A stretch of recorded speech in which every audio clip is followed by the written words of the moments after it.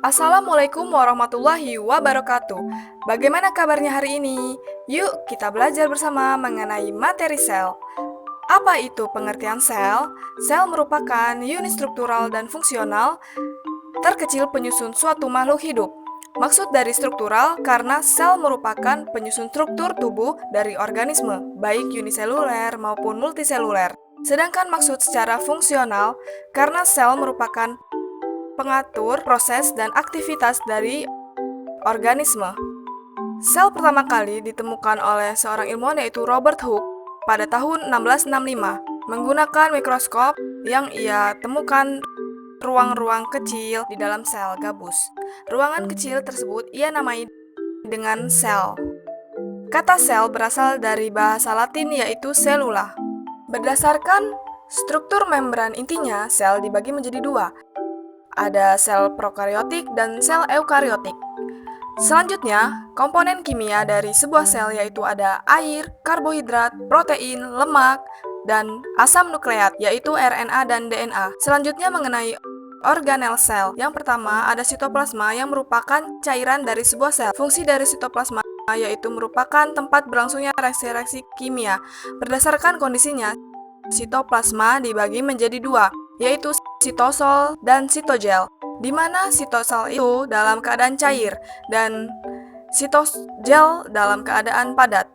Yang kedua ada membran plasma, di mana membran plasma tersusun atas senyawa lipoprotein yang terdiri dari lipid dan protein.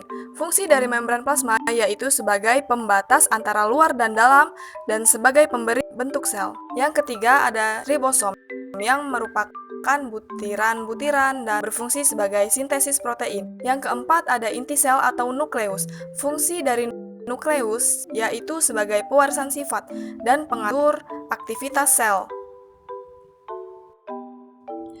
Dalam buku berjudul Sains Berbasis Al-Quran, karya Ridwan Abdullah Sani menjelaskan tentang awal mula terbentuknya manusia yang prosesnya melalui sel sperma dan sel telur.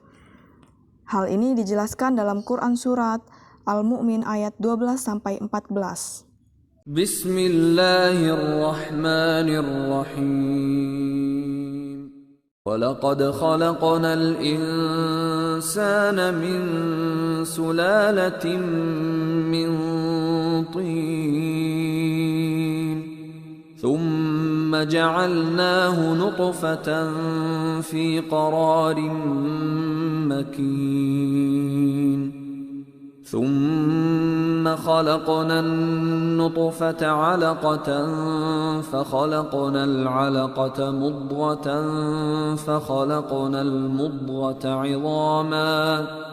فَخَلَقْنَا الْمُضْغَةَ عِظَامًا فَكَسَوْنَا الْعِظَامَ لَحْمًا ثُمَّ أَنشَأْنَاهُ خَلْقًا آخَرَ فَتَبَارَكَ اللَّهُ أَحْسَنُ الْخَالِقِينَ.